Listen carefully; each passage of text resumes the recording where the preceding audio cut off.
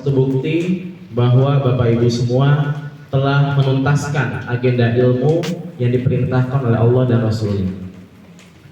Rasulullah SAW bersabda, "Thalabul ilmi fardhatun 'ala kulli muslim."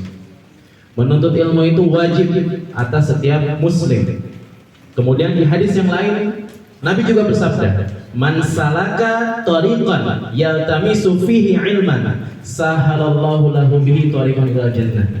Barang siapa yang berjalan untuk menuntut ilmu, datang ke majelis ilmu, kemudian menuntut ilmu, Allah akan mudahkan jalannya ke surga.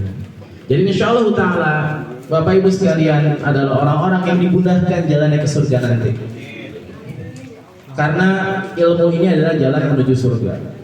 Untuk itu agenda ilmu ini harus terus dilestarikan, harus terus dibudayakan. Ketika Bapak Ibu sudah rutin mengaji, baca Quran, agenda ilmu di dalam pengajian itu harus terus dibawa. Jangan sampai luntur, jangan sampai ditinggalkan. Karena pengertian ngaji itu dari kata kaji, mengkaji, mengaji. Dahulu orang-orang soleh datang ke majelis ilmu itu tidak hanya sekedar membaca Quran, tetapi mereka juga mentadaburi, memahami isi Al-Quran. Makanya bunyi ayatnya dalam surat An-Nisa itu apa? Kata Allah, "A'udzubillahi minasyaitonirrajim, afala yatadabbarunal Qur'an walau kana min ikhtilafan katsiran." Apakah mereka tidak memperhatikan Al-Quran? Kalau sekiranya, seandainya Al-Quran itu bukan dari sisi Allah, tentu mereka akan menemukan pertentangan yang banyak di dalamnya. Kata-katanya itu tadabbur. Tadabbur itu berarti memahami, memaknai, kemudian bagaimana bisa mengamalkan isi Al-Quran. Jadi agenda ilmu ini harus terus dibawa dalam setiap pengajian. Kita tidak hanya mengkaji Al-Quran secara tekstual. Secara tekstual itu maksudnya tidak hanya membaca, tetapi bisa memaknai dan kemudian bisa mengamalkannya dalam kita berkehidupan. Ini yang paling penting. Kemudian agenda kedua yang telah berhasil Bapak Ibu lakukan pada hari ini adalah agenda amal. Agenda amal yang telah Bapak Ibu lakukan dengan menyantuni anak yatim itu penting sekali. Karena ilmu tanpa amal itu bagaikan pohon tak berbuah. Makanya kalimat Qur'annya adalah selalu mengkaitkan iman dan amal soleh. Ketika Allah Subhanahu wa Ta'ala berbicara tentang orang-orang yang beriman, pasti selalu didampingi dengan amal soleh. Misalnya dalam surat Al-Asr, "Wal 'asr innal insana lafi khusr illa alladziina aamanu wa 'amilus shalihati wa tawassaw bil haqqi wa tawassaw bis sabr." Demi waktu, sesungguhnya manusia itu dalam kerugian kecuali orang-orang yang beriman dan beramal soleh. Selalu didampingi iman dan amal soleh. Maka amal soleh ini menjadi sangat penting sebagai pembuktian bahwa kita benar-benar mengamalkan ajaran Islam dengan baik dan benar. Dan tadi sudah dibuktikan oleh Bapak Ibu semua dengan menyantuni anak yatim, mengamalkan surat Al-Ma'un, yaitu menyantuni anak yatim dan orang-orang miskin. Itu adalah bagian dari amal soleh yang sangat mulia. Kata Nabi SAW, "Ana wa kafilul yatimi hakadha." Nabi menyatakan, "Ana wa kafilul yatimi hakadha." Aku bersama penyantun anak yatim itu dekatnya di surga kayak gini nih. Kata Nabi, dekatnya di surga tuh kayak gini. Kayak gini tuh maksudnya sangat-sangat dekat. Insyaallah ta'ala ketika Bapak Ibu konsisten untuk bisa terus mengamalkan surat Al-Ma'un dalam kehidupan ini, mudah-mudahan kita akan sama-sama bersama Rasulullah SAW di surga nanti. Amin ya rabbal alamin. Dan tentu Bapak Ibu semua, Salawat dan salam kita sampaikan kepada baginda Rasulullah Muhammad sallallahu alaihi wasallam, seorang nabi dan rasul yang mulia, nabi dan rasul yang agung, yang kita ingin selalu bersanding dengannya, kita ingin selalu masuk ke dalam kelompoknya, masuk ke dalam barisannya di akhirat nanti, di hari kiamat nanti. Yang mana pada hari kiamat itu, pada hari akhirat itu, manusia yang waktu di dunia saling mencintai, manusia waktu di dunia itu saling mengasihi, saling berkasih sayang. Di akhirat nanti mereka saling cuek, tidak peduli satu sama lain. Allah Subhanahu wa taala berfirman, "A'udzubillahi minasyaitonir rajim. Yauma yafirru mar'u min akhihi wa ummihi wa abihi wa sahibatihi wa banihi likulli imri'in minhum yauma idzin sya'nun yughni." Pada hari akhirat nanti manusia lari dari saudaranya. Kata Allah, manusia lari dari saudaranya. Manusia lari dari ibunya, lari dari ayahnya. Bahkan manusia pada saat itu lari dari istri dan anaknya. Pertanyaannya, kenapa mereka lari? Kenapa mereka lari, Bapak Ibu? Kenapa? Kenapa mereka lari? Karena takut dimintakan pertanggungjawaban di sisi Allah Subhanahu wa taala. Seorang ayah yang takut dimintakan pertanggungjawaban atas istri dan anaknya. Seorang istri yang takut dimintakan pertanggungjawaban atas kepatuhan kepada suaminya dan pertanggungjawaban kepada anaknya. Seorang anak yang takut dimintakan pertanggungjawaban atas bakti kepada kedua orang tuanya. Sehingga di akhirat nanti mereka saling cuek, kayak orang gak kenal, dan disibukkan dengan perkara masing-masing. Ada yang disibukkan dengan dosanya, ada yang disibukkan dengan amal ibadahnya yang mungkin masih kurang. Dan tiap-tiap diri bertanggung jawab demi Allah, Bapak Ibu semua. Tiap-tiap diri bertanggung jawab atas diri masing-masing. Dan itu yang akan kita hadapi nanti di hari akhirat. Itu yang benar-benar menjadi kehidupan kita sesungguhnya. Dan tidak ada manusia yang bisa menghindar dari azab Allah. Tidak ada manusia yang bisa lari dari azab Allah kecuali mereka yang sudah Allah pilih. Siapa mereka itu? Siapa Bapak Ibu, ada yang tahu? Siapa orang yang Allah pilih itu? Orang yang Allah pilih itu adalah orang yang memiliki hati yang selamat. Dalam Al-Quran Allah Subhanahu wa taala berfirman, "A'udzubillahi minasyaitonir rajim. Yauma yanfa'u malun wa la banun illa man atallaha biqalbin salim."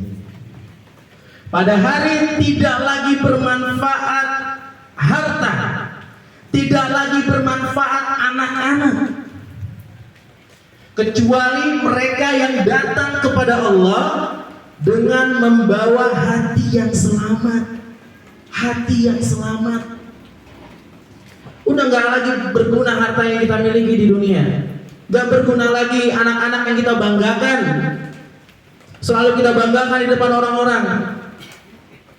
Anak saya udah jadi dokter, anak saya udah jadi arsitek, anak saya udah jadi artis dan lain sebagainya. Kita banggakan di depan orang. Demi Allah di akhirat tidak bermanfaat sama sekali. Kecuali apa kata Allah? Orang yang datang kepada Allah dengan hati yang selamat. Pertanyaannya sekarang, bagaimana cara mendapatkan predikat hati yang selamat? Gimana caranya kita yang ada di sini semua bisa mendapatkan predikat dari Allah Subhanahu wa taala, bukan dari manusia, dari Allah Subhanahu wa taala, agar menjadi orang yang punya hati yang selamat? Gimana caranya? Gimana? Amal. Apa lagi? Beramal saleh. Apa lagi? Baik. Apa solusinya? Ternyata Bapak Ibu semua, Allah Subhanahu wa taala yang maha perkasa lagi maha bijaksana, maha pengasih lagi maha penyayang kepada hambanya, sudah menyiapkan solusi untuk kita. Ditawarkan solusi untuk kita.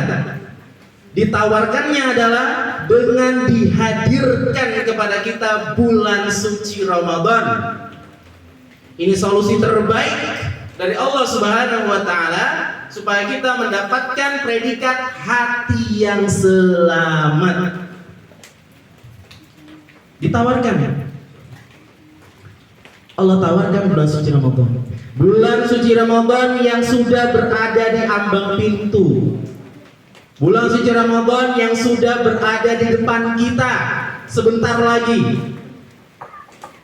Namun meskipun Ramadan sudah berada di ambang pintu, sudah berada di depan kita sebentar lagi, tidak ada satupun manusia yang bisa memastikan.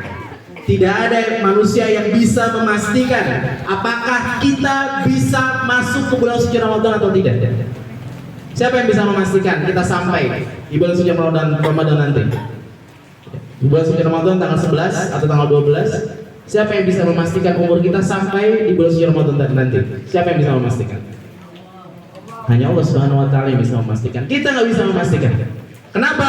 Karena jangankan jarak hari ke hari, minggu ke minggu, detik ke detik aja, kita nggak ada yang bisa memastikan apakah umur kita sampai pada detik berikutnya. Nggak ada yang bisa memastikan. Namun yang pasti adalah sebagai orang yang beriman, sebagai orang yang memiliki keimanan di dalam hatinya, kita diperintahkan untuk bermunajat kepada Allah Subhanahu wa taala. Kita minta kepada Allah Subhanahu wa taala agar Allah memanjangkan umur kita, agar Allah menyampaikan umur kita sampai pada Ramadan nanti. Dan doa yang diajarkan Nabi Shallallahu Alaihi Wasallam agar kita sampai di bulan suci Ramadan nanti adalah Allahumma barik lana fi Rajab wa Sya'ban wa balighna Ramadan. Ini doa yang diajarkan Nabi kepada kita agar kita dipanjangkan umurnya sampai bulan suci Ramadan. Ya Allah, berkahilah kami di bulan Rajab, berkahilah kami di bulan Sya'ban, berkahilah kami di bulan suci Ramadan, dan sampaikanlah usia kami, umur kami ke bulan suci Ramadan. Kita minta terus ini di setiap sholat nih. Karena ini detik-detik akhir di ambang pintu. Berapa banyak orang yang satu hari sebelum Ramadan meninggal dunia? Berapa banyak orang yang jangankan satu hari, mungkin 1 jam, mungkin 1 menit sebelum Ramadan dia meninggal dunia. Gak ada yang bisa memastikan. Bercerai dengan dunia, kemudian menikah dengan kematian. Siapa yang bisa memastikan? Gak ada yang bisa memastikan. Maka terus berdoa di setiap sholat, di setiap kesempatan baik lainnya. Allahumma barik lana fi Rajab wa Sya'ban wa balighna Ramadan. Minta kepada Allah. Minta kepada Allah Subhanahu wa taala. Bapak Ibu semua yang dirahmati Allah Subhanahu wa taala, bulan Ramadan ini adalah bulan yang penuh dengan keberkahan. Sebutan dari bulan suci Ramadan adalah Sayyidus Syuhur. Sayyidus Syuhur. Sayyidus Syuhur itu artinya penghulunya para hari, penghulunya para bulan, penghulunya para bulan. Bulan Hijriah ada berapa Bapak Ibu? Ada berapa bulan Hijriah? Ada berapa bulan Hijriah? Bulan Hijriah ada berapa jumlahnya? Aduh, jumlahnya aja nggak tahu gimana aman-amannya. Ada berapa? Ada 12, sama ya, sama kayak bulan Masehi ya. Bulan Hijriah ada 12. Coba sebutkan dari yang pertama. Rabiul Awal. Apa pertama? Muharram. Terus Safar, Rabiul Awal, Rabiul Akhir, Jumadil Awal, Jumadil Akhir, Rajab, Sya'ban, Ramadan, Syawal, Dzulqa'dah, Dzulhijjah. Berapa orang yang searching ke Google? Ya.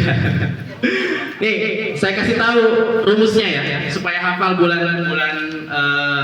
bulan Hijriah ya. Karena ini bulan Hijriah ini identitas kita ya. Ya malu kita sebagai orang Islam kita nggak hafal bulan kita sendiri kan. Jadi rumusnya itu Muharram Safar. Ingat-ingat ini kata-kata Muharram Safar disingkat Musa. Oke? Muharram Safar Musa. Rabiul Awal Rabiul Akhir disingkat Rara. Musa Rara tuh kan? Musa Rara. Rabiul Awal Rabiul Akhir.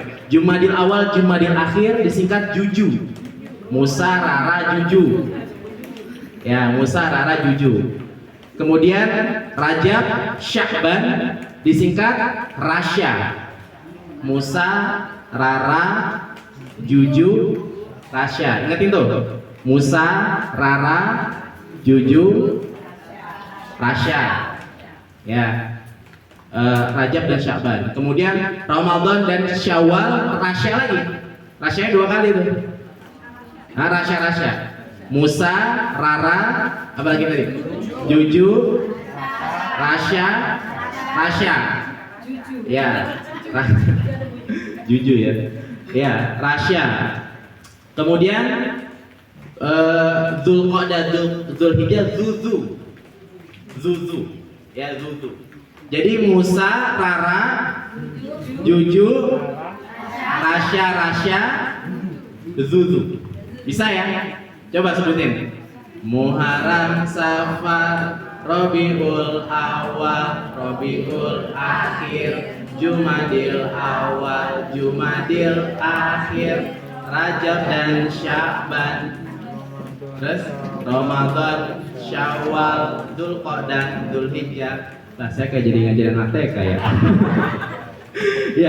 Ya dihafalin ya. Dihafalin tuh 12 bulan Bapak bulan Hijriah harus hafal ya. Kalau sekarang sudah tanggal 23 Sya'ban. Ya, 23 Sya'ban dan insyaallah kurang lebih 1 pekan ke depan kita akan memasuki bulan suci Ramadan. Baik, bulan Ramadan disebut dengan Sayyidus Syuhur, penghulunya para bulan. Bulan yang penuh dengan keberkahan. Kenapa penuh dengan keberkahan? Kenapa? Karena di dalamnya terdapat ampunan dari Allah Subhanahu wa taala. Allah membuka luas ampunan di bulan suci Ramadan. Dari semua dosa. Ingat ya Bapak Ibu ya, dari semua dosa. Dari dosa yang paling tinggi sampai dosa yang paling rendah. Apa dosa yang paling tinggi dalam Islam? Apa? Betul, syirik. Tepuk tangan buat Fajar. Ya benar ya, syirik. Hadiahnya alhamdulillah aja. Ya, syirik. Syirik itu dosa tertinggi dalam Islam. Ya, macam-macam syirik banyak tuh. Ada syirik besar, syirik kecil ya. Kalau syirik besar itu menyembah selain Allah Subhanahu wa taala, menyembah patung, menyembah pohon, ya, percaya kepada dukun, ya. Kemudian percaya pada ramalan bintang, ya. Termasuk baca tuh. Saya cuma baca, Pak, tapi saya nggak meyakini itu benar. Gimana hukumnya? Buat yang anak-anak muda nih biasa nih, baca-baca ramalan bintang, ya, suka nongol di beranda-beranda Instagram atau TikTok ya, ramalan-ramalan bintang tertentu, ya, bintangnya A, bintangnya B, ya, besok akan terjadi nasib yang baik, besok bakal ketemu jodoh, macam-macam. Apa kalau misalkan dia baca tapi nggak yakin? Apa konsekuensinya? Apa konsekuensinya? Konsekuensinya tidak diterima sholat selama 40 malam. 40 malam ya, bukan 40 waktu ya, 40 malam. Dia baca nggak yakin, baca tapi nggak meyakini itu benar, iseng-iseng aja. Wah, ngeri banget ya. Ngeri banget. Apalagi kalau dia meyakini itu benar, naudzubillah. Berbuat syirik. Konsekuensinya apa kalau berbuat syirik? Konsekuensi tertinggi dari perbuatan syirik adalah murtad, keluar dari Islam. Nauzubillah. Makanya hati-hati. Ini dosa tertinggi dalam Islam ini, kesyirikan. Tapi pertanyaannya, apakah syirik dosa yang diampuni? Jawabannya iya, diampuni. Selama dia belum meninggal dunia, selama nyawanya belum ada di kerongkongan, atau belum terjadi matahari terbit dari sebelah barat, itu dosanya masih diampuni kalau dia bertobat pada Allah Subhanahu wa taala. Tapi kalau dia nggak bertobat kemudian mati di atas kesyirikan, Allah tidak akan ampuni dosa syirik. Hati-hati makanya, hati-hati, jangan percaya sama dukun, jangan berbuat syirik, jangan percaya kepada jimat, jangan percaya, termasuk percaya kepada hari baik, hari buruk, semua hari baik. Wallahi demi Allah, semua hari baik. Namun di antara yang baik ini ada yang terbaik. Allah jadikan hari Jumat adalah hari yang terbaik. Hati-hati. Tapi ingat, dosa syirik diampuni kalau dia bertobat kepada Allah Subhanahu wa taala. Apalagi di bulan Ramadan. Dosa yang tertinggi aja diampuni sama Allah Subhanahu wa taala. Semua dosa diampuni. Allah Subhanahu wa taala berfirman, "A'udzubillahi minasyaitonirrajim." Saya lupa ayat yang terbaik. Surat Az-Zumar ayat 53. Ada yang hafal ayatnya? Surat Az-Zumar ayat 53. Ya yang hafal. Az-Zumar ayat 53. Coba searching Az-Zumar ayat 53. Apa bunyi ayatnya di situ?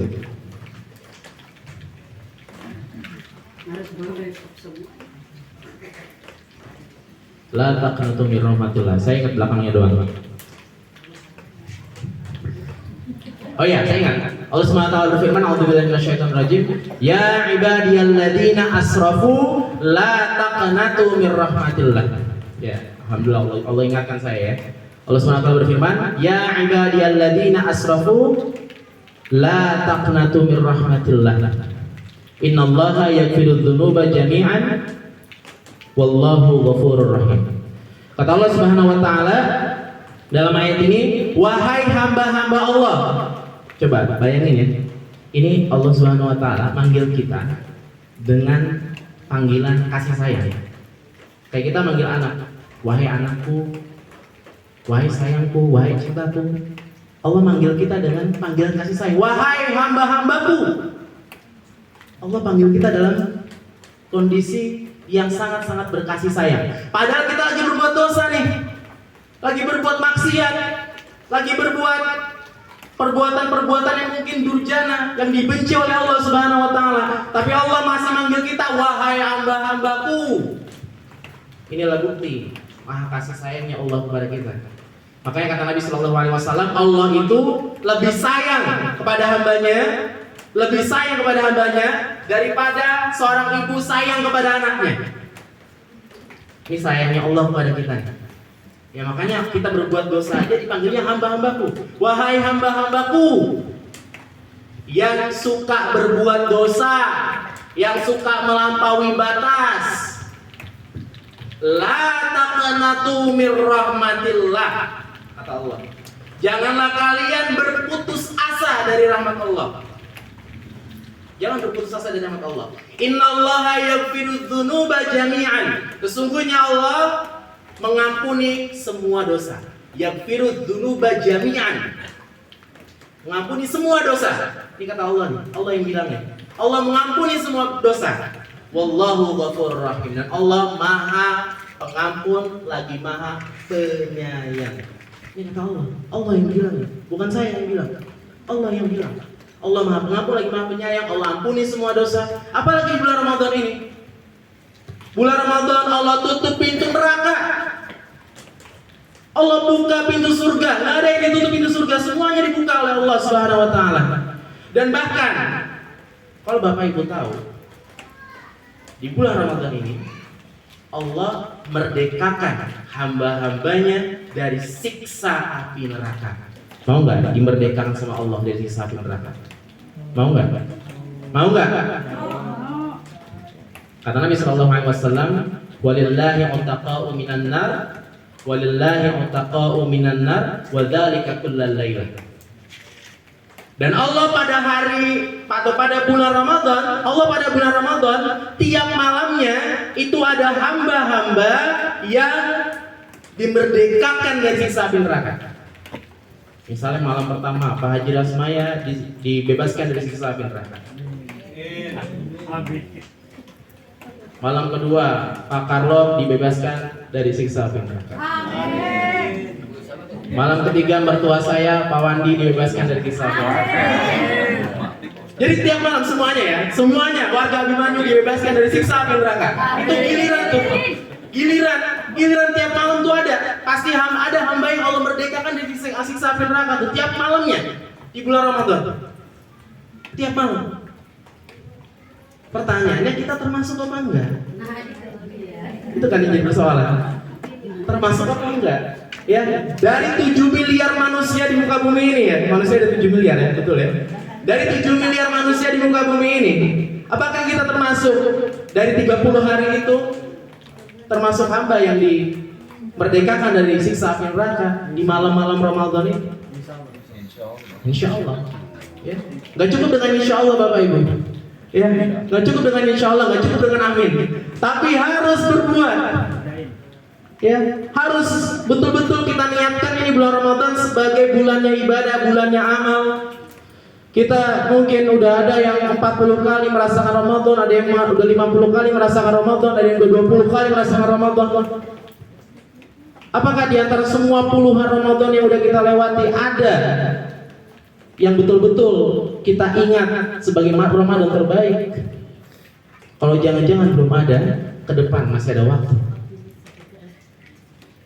Barangkali ini Ramadan yang terakhir buat kita nggak ada yang tahu. Banyak orang yang beranggapan akan mengira besok akan hidup, ternyata hari itu dia disuruh dicabut oleh Allah nyawanya. Dan ingat ya, kita nanti di akhirat itu sendirian. Di dalam kubur itu kita sendirian. Gak ada yang nemenin. Di dalam kubur itu kita sendirian. Gelap, gulita, dibungkus kain kafan, berteman dengan belatung, cacing dan sebagainya, sendirian di kubur, nggak ada yang nemenin. Harta anak-anak yang mungkin kita punya mobil cuma terparkir di parkiran kuburan, motor cuma terparkir di parkiran kuburan, nggak berguna lagi harta dan anak-anak. Sendirian kita. Ditanya malaikat sendirian, nggak ada yang nemenin. Man rabbuka? Siapa Tuhanmu? Man nabiyuka? Siapa nabimu? Ma dinuka? Apa agamamu? Ma kita buka apa kitabmu? Kita bisa jawab sekarang di dunia, tapi nanti di dalam kubur itu tergantung amal. Tergantung amal. Kata Nabi apa? Orang yang bisa jawab cuma bisa jawab la adri. Saya nggak tahu. Itu yang dijawab oleh orang yang kurang amalnya, kurang ibadahnya. Maka di bulan Ramadan ini Bapak Ibu semua, mari kita manfaatkan momentum Ramadan ini yang mungkin ini Ramadan terakhir buat kita. Dengan berbagai kebaikan, dengan berbagai aktivitas baik yang bisa kita lakukan, yang mampu kita lakukan. Dan yang terpenting, aktivitas baik yang terpenting di bulan Ramadan ini, selain berpuasa Bapak Ibu semua, adalah aktivitas terpenting adalah sholat. Banyak orang yang siang hari berpuasa di bulan suci Ramadan, berpuasa dia tuh dari subuh sampai maghrib, tapi dia nggak sholat. Padahal dalam urutan rukun Islam, mana dulu yang disebut? Sholat apa puasa? Sholat. Sholat. Itu artinya apa? Sholat itu inti dari semua amal. Setelah syahadat disebut sholat. Intinya apa? Sholat itu menunjukkan bahwa sholat adalah inti dari semua rentetan ibadah. Orang yang ibadah sholatnya benar, ibadah sholatnya baik, maka semua ibadah-ibadah lainnya akan mengikuti jadi baik. Dan sholat itu satu-satunya amalan yang gak bisa ada alasan, satupun alasan kita tidak mengerjakan. Demi Allah, sholat adalah amalan yang tidak bisa seseorang beralasan apapun untuk tidak mengerjakannya. Gak bisa berdiri, diperintahkan duduk. Gak bisa duduk, diperintahkan berbaring. Gak bisa berbaring, diperintahkan berisyarat, membayangkan seakan-akan dia sholat. Gak bisa berisyarat, berarti dia udah meninggal. Udah gak bisa lagi berpikir, udah gak bisa lagi membayangkan, udah meninggal berarti. Tinggal disolati. Ya, tinggal disolati.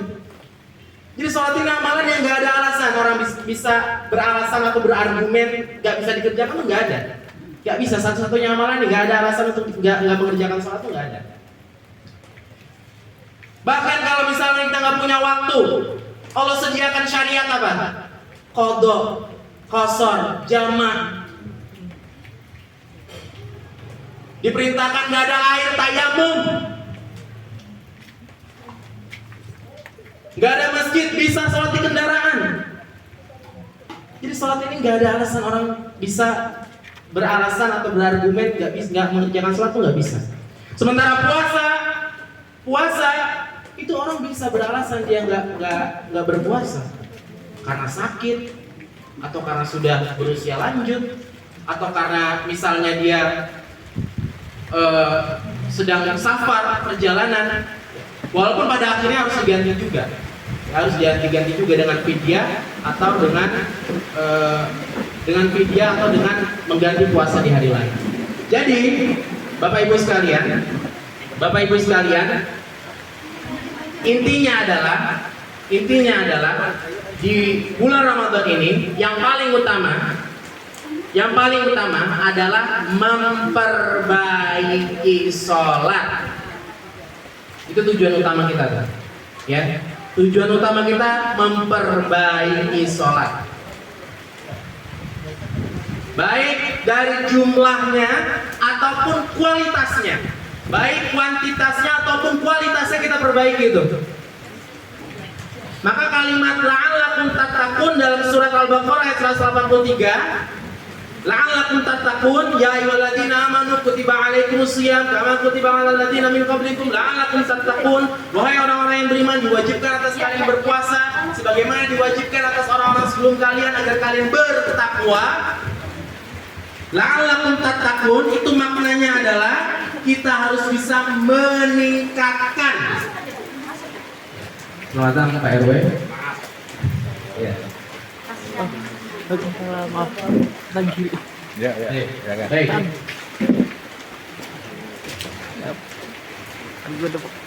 Kata-kata la'allakum tattaqun, kata-kata la'alla itu kan artinya agar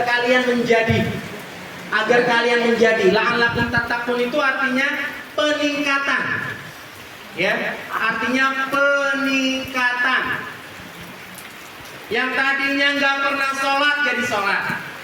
Yang tadinya cuma sholat wajib 5 waktu ditambah sholat sunnah. Sini ngalangin enggak ngalangin. Yang tadinya sholatnya tidak khusyuk menjadi khusyuk. Yang tadinya sholatnya banyak pikiran-pikiran lain. Sholatlah mikirin masakan, sholat mikirin buka puasa, sholat mikirin cucian, mikirin kerjaan, ya. Maka saat-saat itu di bulan Ramadan ini, mari kita hijrah, kita memperbaiki diri. Ini yang paling penting, ya. Memperbaiki sholat ini penting karena kalau kita udah benar dan baik sholatnya, maka amalan-amalannya mengikuti. Jadi kalau ditanya resolusi apa di bulan Ramadan ini? Resolusi terbaik di bulan Ramadan ini adalah memperbaiki sholat.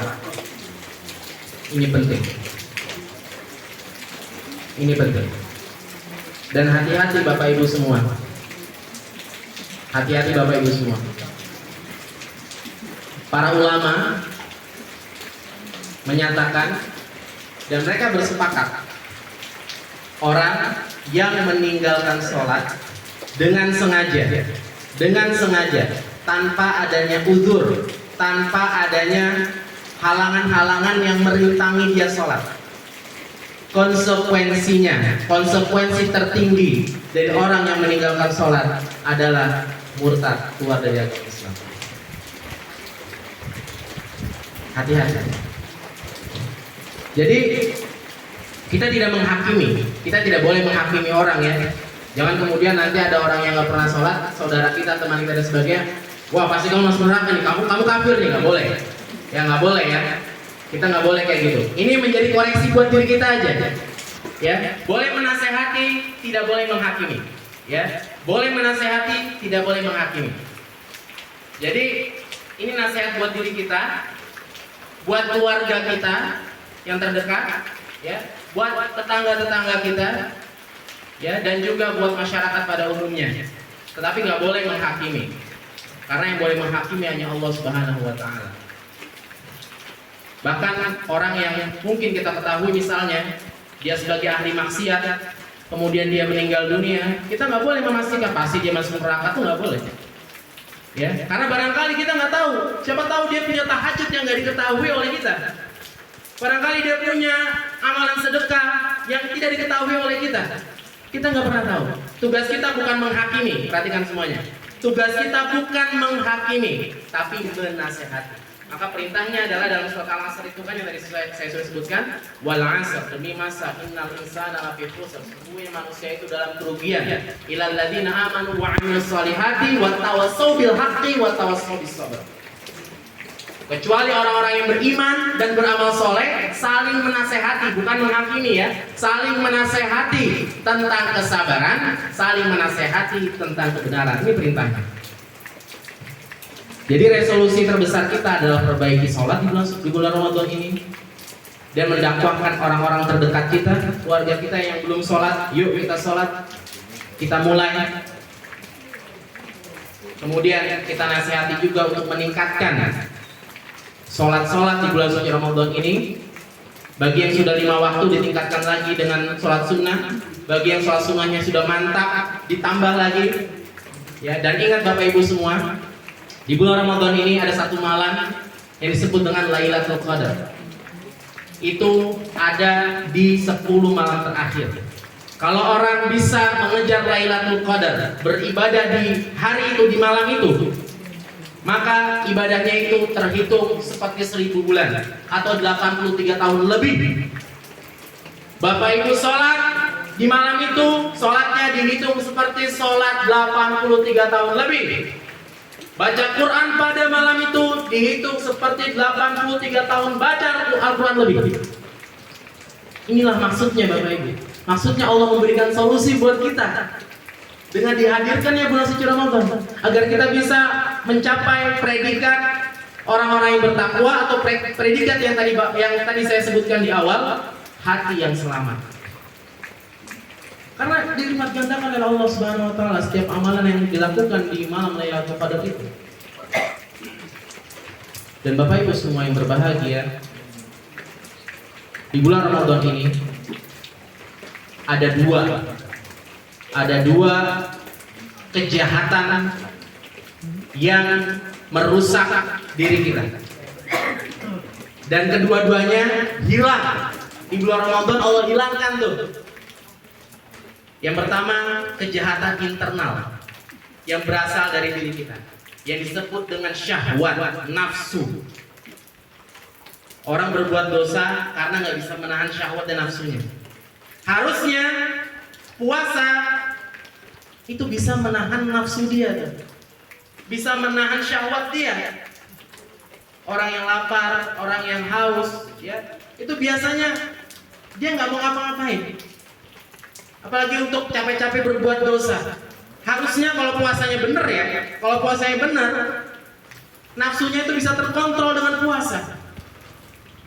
Jadi kejahatan internal dalam diri kita di bulan Ramadan ini Allah hilangkan dengan berpuasa. Kemudian yang kedua, kejahatan eksternal yang setiap hari kita digoda oleh dia, yang tadi didoakan oleh membaca Quran kita dengan doa yang sangat luar biasa. A'udzubillahi minasyaitonirrajim. Aku berlindung pada Allah dari segala godaan setan yang terkutuk.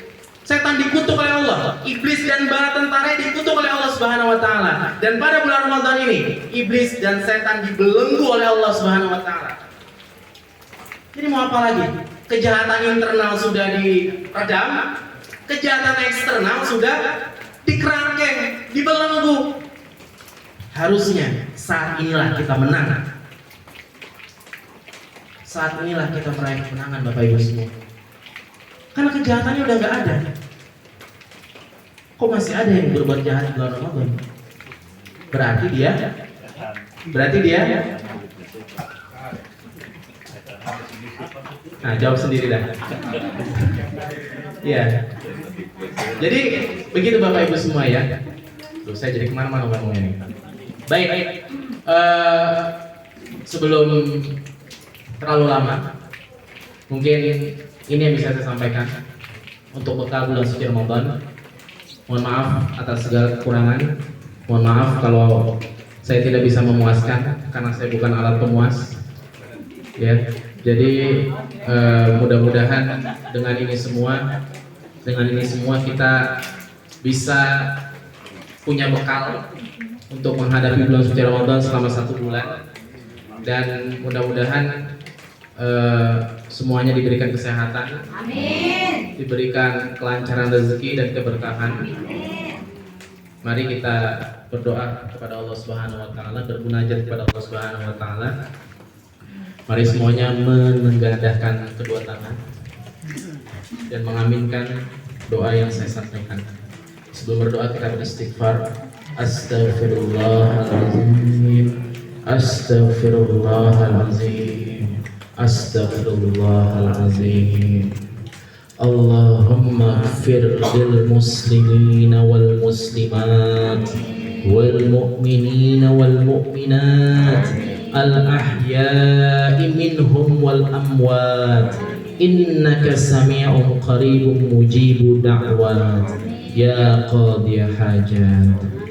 Allahumma hawwin alaina fi sakaratil maut wa najata minan nar wal afwa 'inda hisab.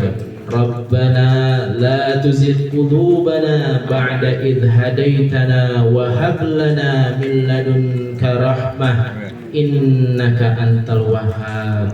Allahumma ighfir lana wa liwalidayna warhamhuma kama rabbayana shighara.